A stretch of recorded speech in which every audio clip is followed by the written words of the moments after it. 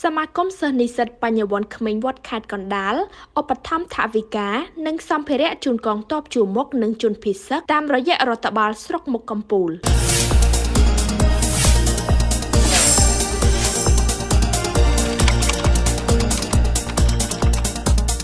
ខេត្តកណ្ដាលនៅថ្ងៃទី18ខែធ្នូឆ្នាំ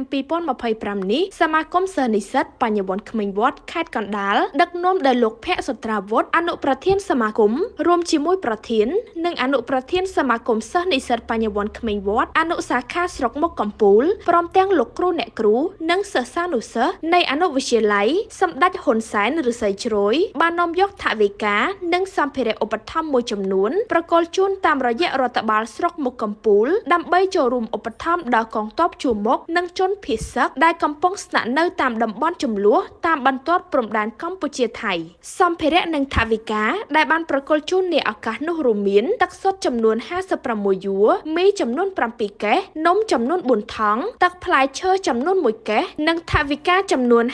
560000រៀលដែលជាអំណោយរួមចំណែកពីលោកគ្រូអ្នកគ្រូនិងសិស្សានុសិស្សនៃអនុវិទ្យាល័យសម្ដេចហ៊ុនសែនឫស្សីជ្រោយលើសពីនេះក៏មានថវិកាពីប្រជាពលរដ្ឋចូលរួមឧបត្ថម្ភផងដែរដោយលោកជឿនបញ្ញាបានឧបត្ថម្ភថវិកាចំនួន100,000រៀលនិងលោកសៀងប៊ុនធឿនឧបត្ថម្ភថវិកាចំនួន400,000រៀលការឧបត្ថម្ភអំណោយនិងថវិកាខាងលើនេះបានបង្ហាញពីស្មារតីសាមគ្គីការចូលរួមចំណែកនិងទឹកចិត្តសប្បុរសរបស់សមាគមគ្រូបង្រៀនសិស្សានុសិស្សនិងប្រជាពលរដ្ឋក្នុងការគាំទ្រនិងលើកទឹកចិត្តដល់វីរៈកងទ័ពជួរមុខនិងបងប្អូនជនភៀសសិស្សដែលកំពុងរងផលប៉ះពាល់ពីស្ថានភាពជម្លោះតាមបន្ទាត់ព្រំដែន